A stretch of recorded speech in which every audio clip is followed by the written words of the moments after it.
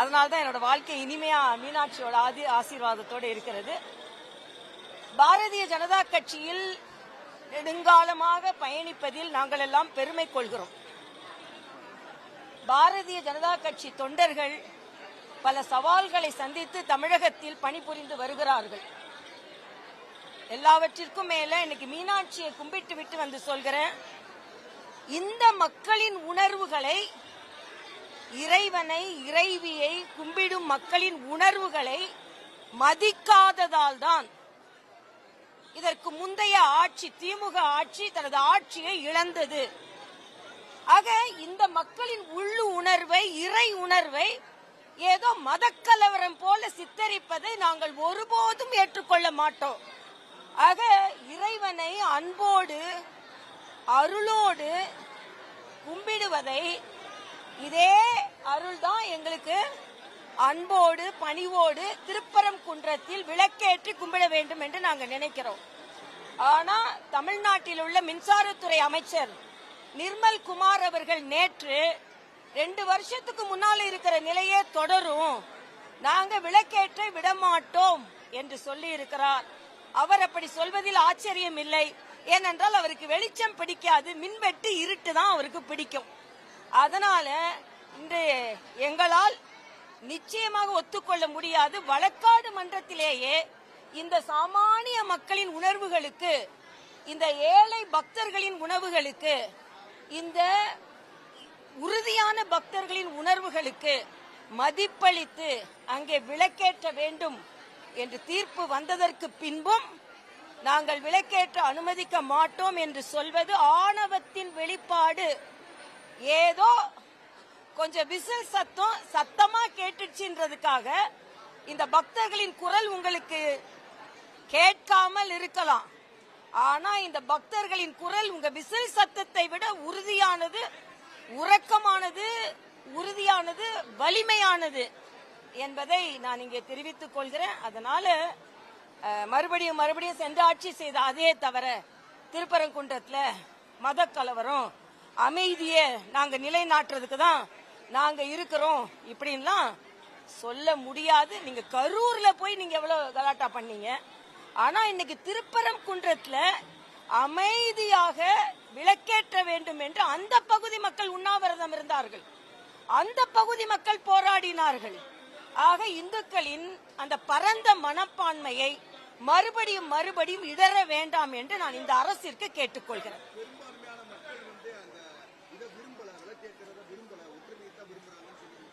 இல்ல ஒற்றுமை, அது வேற்றுமைன்னு யார் சொன்னா நான் கேட்கிறேன்.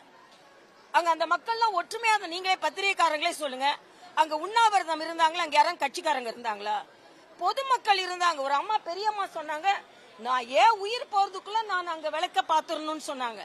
அதனால பொதுமக்களின் உணர்வை மத உணர்வு என்று கொச்சைப்படுத்துவதே தவறு என்பது எனது கருத்து.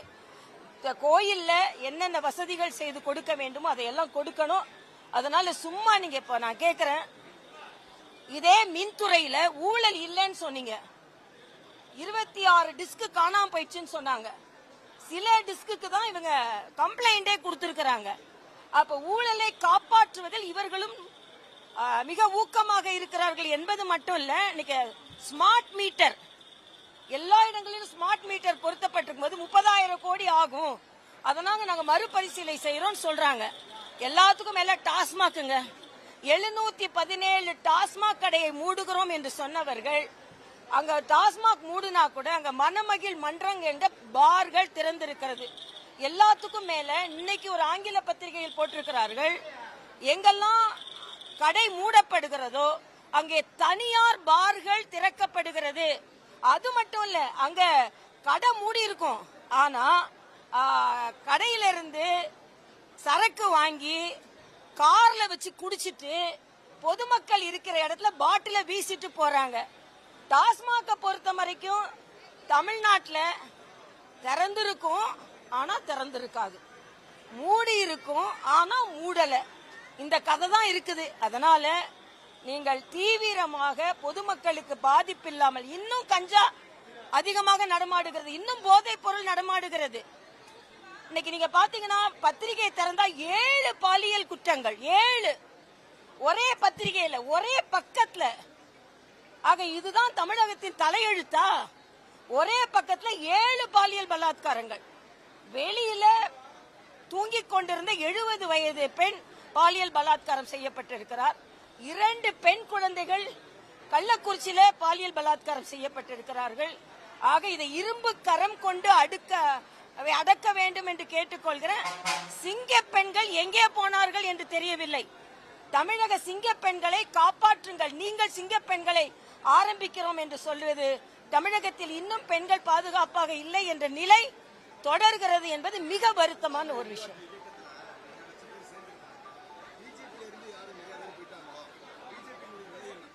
ஆக எங்களது கட்சியில் லட்சியவாதிகள் இருக்கிறார்கள். அங்க லட்சம் என்று சொல்வதை எல்லாம் நான் அதை பத்தி பொருட்படுத்தவே இல்லை. எங்கள் கட்சி தொண்டர்கள் ரத்தத்தை சிந்தி வேர்வையை சிந்தி இந்த பாரதிய ஜனதா கட்சியை வளர்த்தவர்கள், வளர்த்து கொண்டிருப்பவர்கள், வளர்க்க போகிறவர்கள், ஆட்சியில் அமர வைக்க போகிறார்கள். ஒன்றே ஒன்று சொல்றேன், ஏதோ இளைஞர்கள் அங்க போயிட்டாங்கன்னா எந்த இளைஞரும் போகல. சுயநலவாதிகள் வேண்டுமென்றால் சென்றிருப்பார்கள். பொதுநலவாதிகள் யாரும் எங்கிட்ட இருந்து போகல. அது மட்டும் இல்ல, நேற்று எங்க மாநில தலைவர் தெளிவுபடுத்தி இருக்கிறார். பிரதமரும் ஆசீர்வாதம் கொடுக்கல, உள்துறை அமைச்சரும் வாழ்த்து சொல்லல. ஆக கட்சியை விட்டு போபவர்களுக்கு வாழ்த்து கிடையாது. ஆனால் எங்கள் கட்சி மிக மிக மிக உறுதியாகி இருக்கிறது என்பதை நான் இங்கே தெரிவித்துக் கொள்கிறேன். தாமரையில ஒரு இதழை கூட யாராலும் அசைக்க முடியாது, ஒரு இதழை கூட அசைக்க முடியாது. அதனால இன்னைக்கு பொற்றாமரை இருக்கின்ற இந்த மீனாட்சி அம்மன் கோயிலுக்கு முன்னால் நிற்கிறோம். இந்த தாமரை பொற்றாமரையாக அடுத்த முறை 2031 ஆட்சியில் வீற்றிருக்கும். அதில் எந்த சந்தேகமும் இல்லை. போறவங்களை பத்தி கவலை இல்லை, இருப்பவர்கள் உறுதியாக இருப்பார்கள்.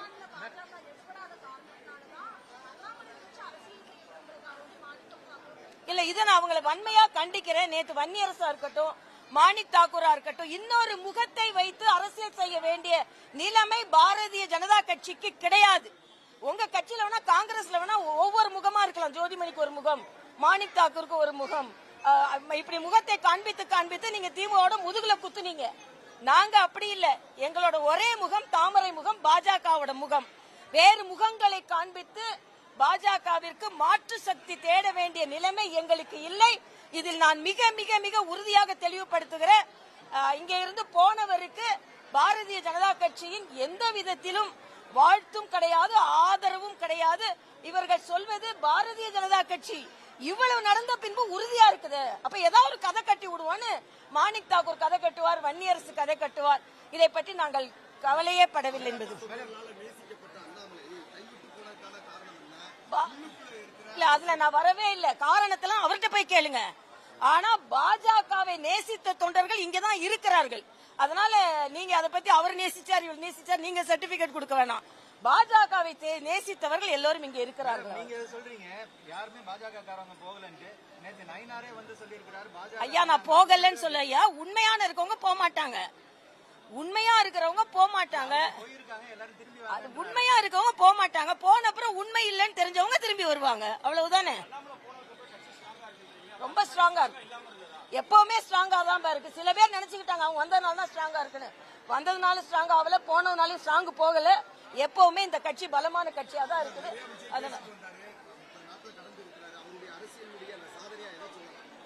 அதாவது அவர் படம்லாம் 100 நாட்கள் ஓடிச்சுன்னு நீங்க பெருமையா பேசலாம். 30 நாட்கள் அரசாங்கம் ஓடுறதுக்குள்ளே திக்கி திணறி ஓட்டிக்கொண்டு இருக்கிறார். இன்னைக்கு பாலியல் பலாத்காரங்கள் அதிகரித்திருக்கிறது, ஊழல் குற்றச்சாட்டுகள், ஒவ்வொரு துறை அமைச்சரும் ஒரு மாதிரி பேசுறாங்க. அதனால 100 நாட்கள் படத்தை ஓட்டிய முதலமைச்சர் விஜயினால் 30 நாட்கள் அரசாங்கத்தை ஓட்டுறதே மிக கவலை அளிக்கக்கூடியதாக இருக்கிறது.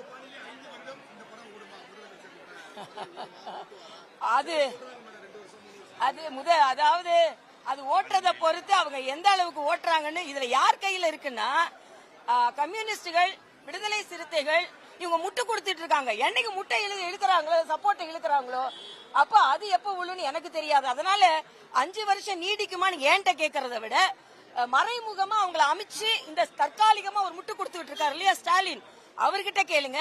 விடுதலை சிறுத்தைகள் தலைவர் நாங்க இங்கேயும் இருக்கோம், அங்கேயும் இருக்கோம், அங்க நாங்க போகல, ஆனா இங்க நாங்க இருக்கோம். மந்திரி சபையில இடம் பெறுவோம், ஆனா மந்திரி சபை ஆறதுக்கு மந்திரி ஆறதுக்கு விருப்பம் இல்லைன்னு சொல்லிட்டு இருக்காருல்ல. திருமாவளவன் அவங்ககிட்ட கேளுங்க. எல்லாத்துக்கும் மேல முத்தரசன் கேளுங்க. அவர் என்ன சொல்லியிருக்காருன்னா, தொப்புள் கொடி இன்னும் அறுக்கப்படவில்லையாம். அப்ப தொப்புள் கொடி அறுக்கப்படாத ஆட்சி கூட தான் நீங்க இருக்கிறீங்களா? ஆக அந்த ஆட்சி கூட இருந்துகிட்டு இரட்டை வேடம் போட்டுக் கொண்டு இருக்கிறார்கள். எல்லாத்துக்கும் மேல இன்னைக்கு திமுக ஒன்றை உணர்ந்திருக்கிறது. ராகுல் காந்தி இரட்டை வேடம் போடுறவரு, முதுகுல குத்துறவரு. இததான் நாங்க 10-15 வருஷமா சொல்லிக்கிட்டு இருக்கோம். ஆனா நீங்க அவரை கொண்டாடி கொண்டு இருந்தீர்கள். அவர் முதுகில் குத்தி விட்டு போய்விட்டார். இண்டி கூட்டணி வெலவெலத்து போய்விட்டது என்பதற்கு திமுக இண்டி கூட்டணிக்கு போக மாட்டேன்னு சொல்லியிருக்காங்க. கம்யூனிஸ்டுகள் போவோமா இல்லையான்னு சொல்லியிருக்காங்க. ஆக நாங்க எப்பவும் சொல்லிக் கொண்டிருந்ததை ஸ்டாலின் இப்பொழுது சொல்ல ஆரம்பித்திருக்கிறார்.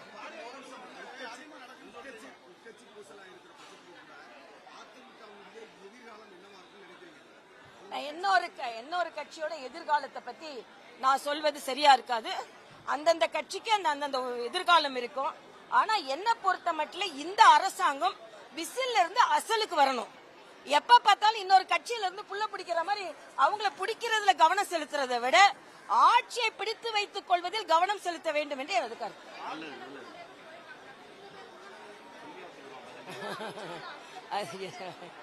என்ன பேரம் அவங்க கிட்ட தான் கேட்கணும். ஆனா பேரம் இருக்குது, அவ்வளவுதான்.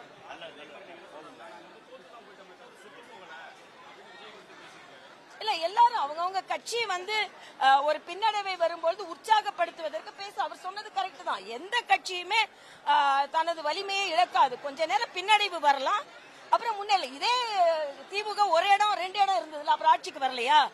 அதனால எந்த கட்சியுமே யாருமே அழித்து விட முடியாது என்பது எனது கருத்து.